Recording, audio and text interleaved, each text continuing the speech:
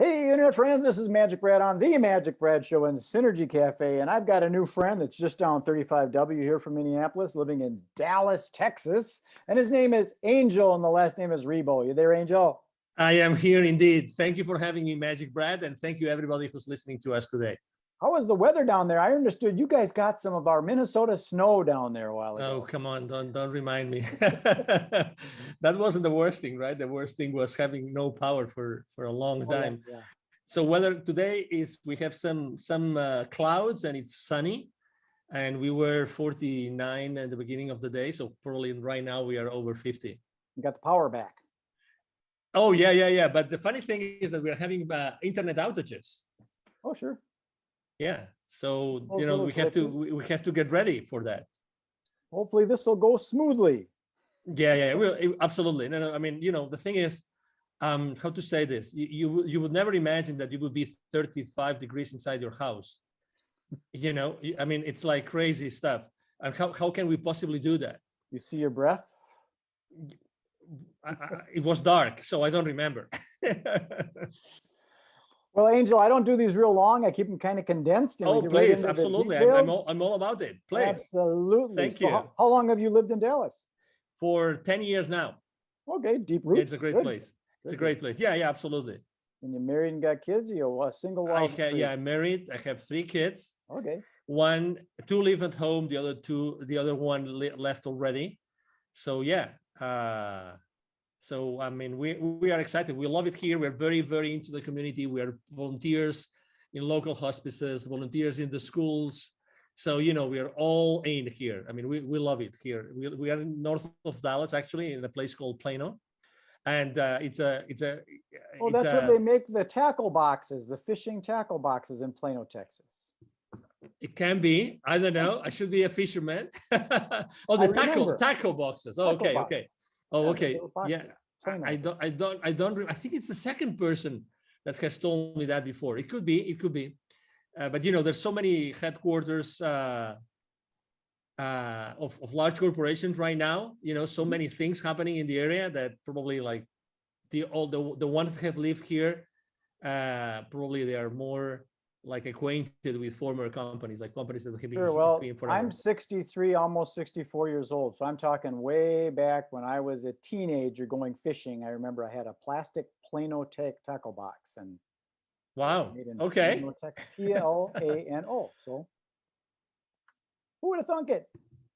So tell us a little bit about. I mean, let me tell you something. We've been here for 10 years, and there's places that when we came here, there was nothing built.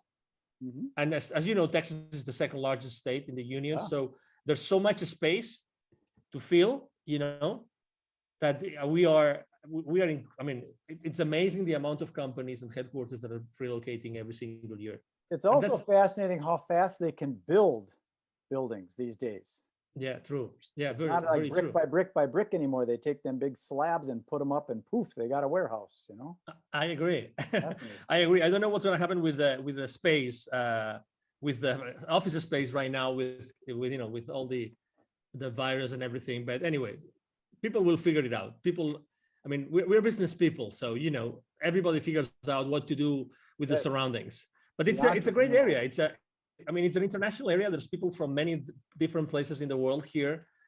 Very important, high-tech industry. So again, multicultural. This is really a melting pot of cultures here in Plano, Texas. Do you consider yourself an entrepreneur? I do. In the business world? Totally. Yeah. You got that entrepreneurial spirit, and we will innovate and adjust. My background is in the event industry, events, travel, and tourism. Guess what? COVID doesn't like that. That said no. So yeah. I had to innovate, and that's why I'm doing a lot more online things like this, just staying out there, making it happen. So tell us a little bit about your business and what you do. Thank you. Absolutely. So basically, both corporate CEOs and established entrepreneurs, they hire me to bridge the gap globally for expansion and exposure.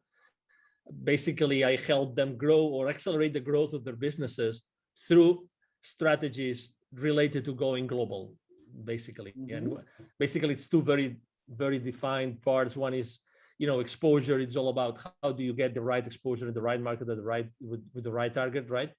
Mm-hmm. And the other one is how to get, basically, it's more like business development. how to find the right clients or partners or partnerships or distributors or resellers. It depends on what service or product you're providing. So you work with a lot of different type of people, I'm sure. And Yes. do you run into like the old school guys that want to do like radio and TV because that's what works, and they won't innovate into a different way? Well, I haven't had that conversation, but I definitely deal with old school guys. And I think that everybody is so sensitive already about online, that, I mean, I have been offered myself to have a show on a radio station. But obviously then it's all about, I would have it if I could bring my clients on, and then I could help them, publicize their system, their products and services, right? So it all depends. It all goes down to the audience that you are serving. But I think that right now, even the older schoolers are really, they know that they have to be online. And to that purpose, actually, I use LinkedIn extensively. Yeah. I use as you probably have seen, I mean, I'm very active on LinkedIn. I have 27,000 connections. I literally interact with a few,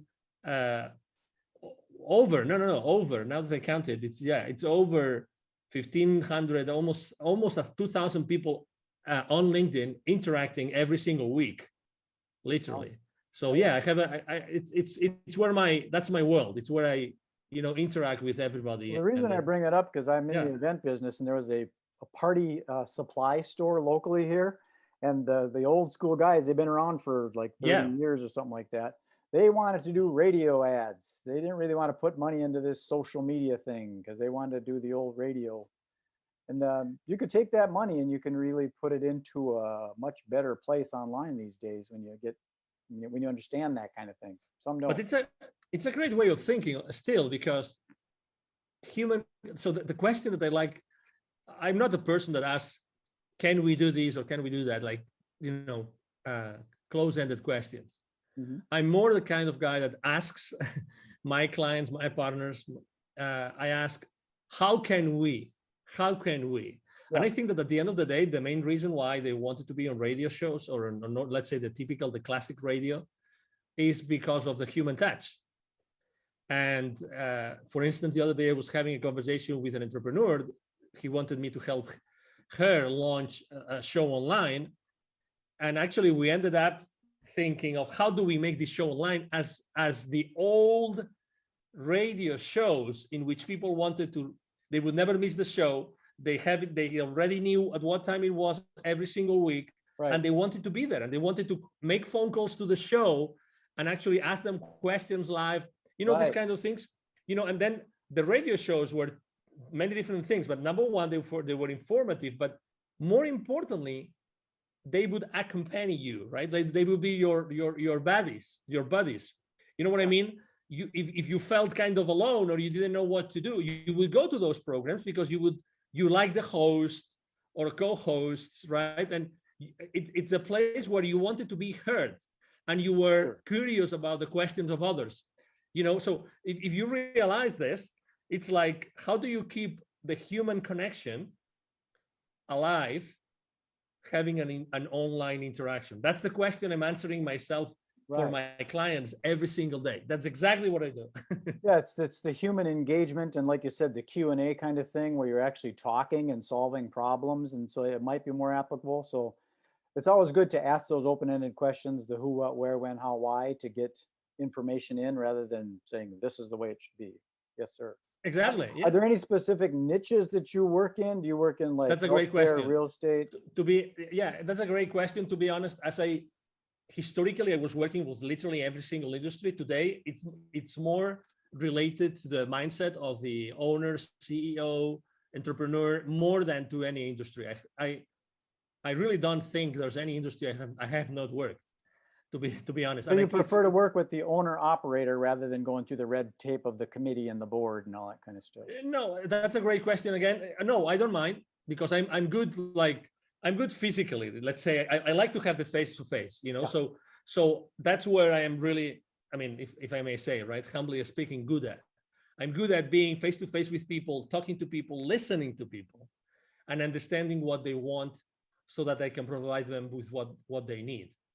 So to your question, I really like when there's a structure already in place, because that makes things easier. But Sure. that's for corporations, right? But I work a lot with entrepreneurs. So, it's all about the mindset of the person you're working with rather than the kind of company, either size or industry, really. Sure. Yeah, because sometimes people are concerned about their competition, Yeah. and maybe there is no competition. You're just in your own lane. Depends on how Yeah. fast you want to drive. But and that's one of the reasons why, for instance, last year here in the Dallas business arena, I was helping an accelerator with their entrepreneurs and startup owners. And we did a couple of webinars throughout the year, last year, about pivoting in times of crisis. And a lot of entrepreneurs, while pivoting, is like you are starting over your business, right? Somehow. So they were afraid of, oh, is there competition or there is no competition? I think that's the wrong question, very, very humbly speaking, okay?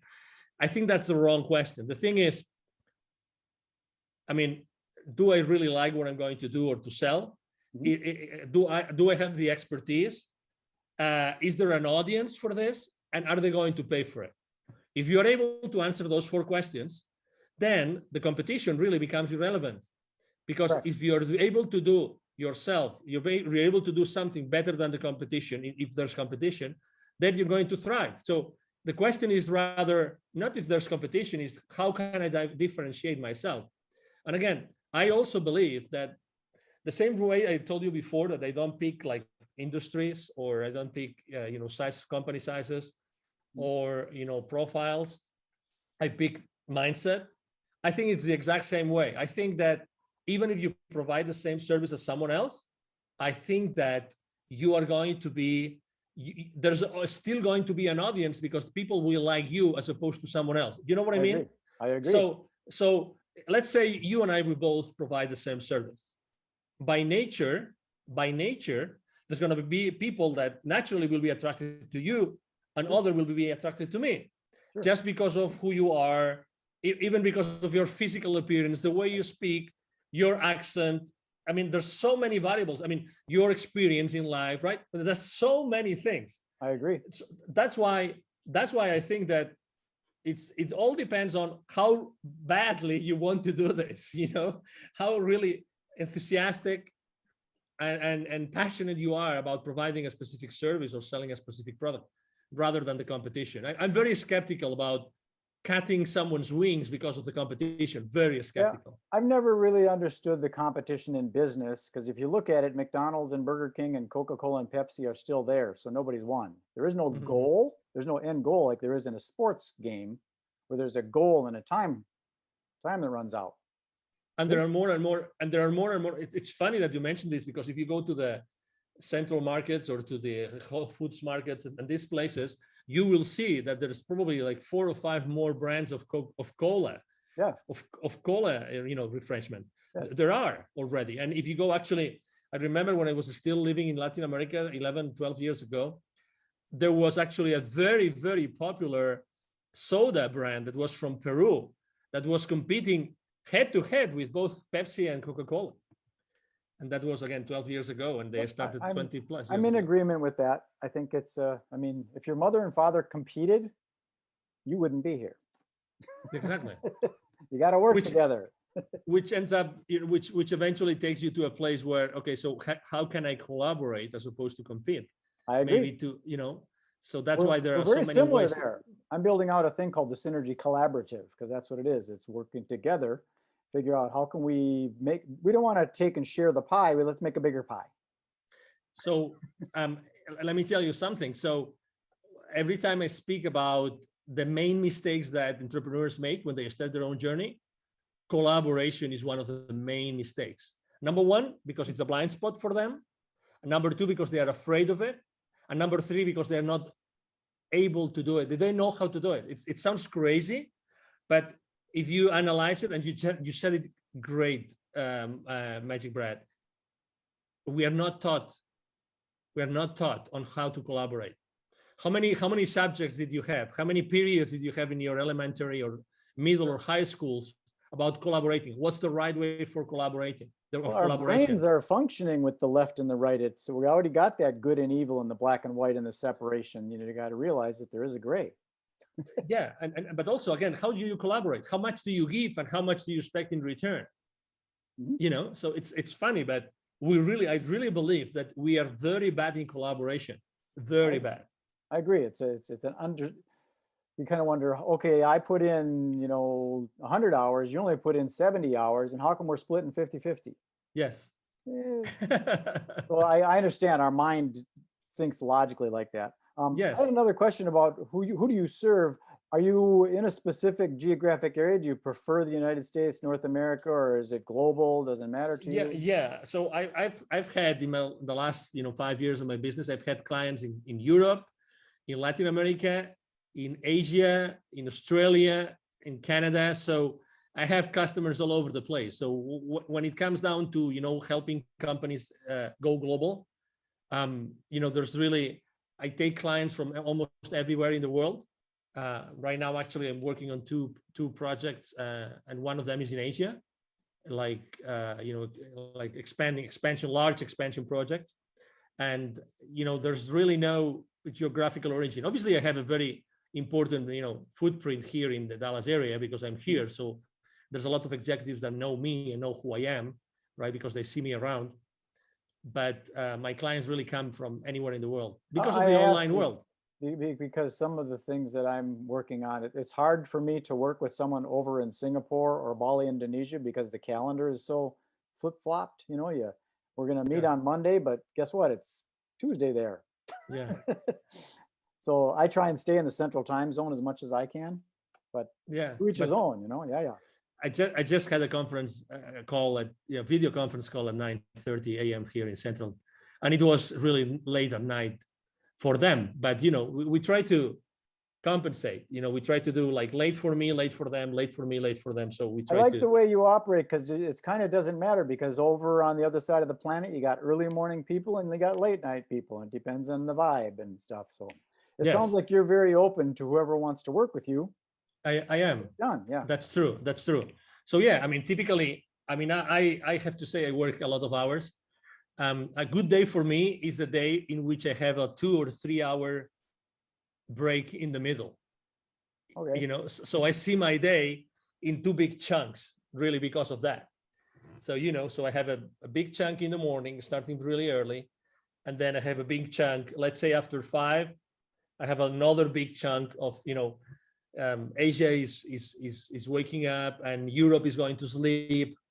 So what would be some of the key words that you would use for when people are looking for you if they're searching you out? Yeah, international expansion, international exposure. I am an influencer, so actually I'm a very strong business to business influencer or business to consumer, because the profile of the 27,000 connections I have on LinkedIn, I told you before, I engage with more than 1,500 every single week. So because of the nature of what I do on LinkedIn, I'm an influencer there. So I am a LinkedIn strategist, a LinkedIn influencer. Okay. Let's say a global expansion. Those would be the keywords. Yeah, LinkedIn is a whole nother world. I got a friend locally here that wrote a book on it. He calls himself the LinkedIn rock star, Mike O'Neill. I don't know if you know that name. I've heard his name. Yes. He's definitely a Mike O'Neill. Okay. Lives here in Minneapolis, used to be out in Denver, but he's really heavy into LinkedIn Navigator and helping lead generation for his clients. That's what that's good. Generation through LinkedIn. I do a lot of that. MagicBrad, a lot. It's a big world out there, Angel. It's a big world. Yeah, it's a big world, but it's becoming smaller and smaller. Well, I think it's important to, sometimes niche down. Myself, I'm working on what I call narrowcasting rather than broadcasting. Yeah. Trying to stay within the central time zone so that we're all working on the same time frame. And in the event industry, so I'm specific to the event industry, ideally right here in the Twin Cities. So suppliers of events and people that plan events.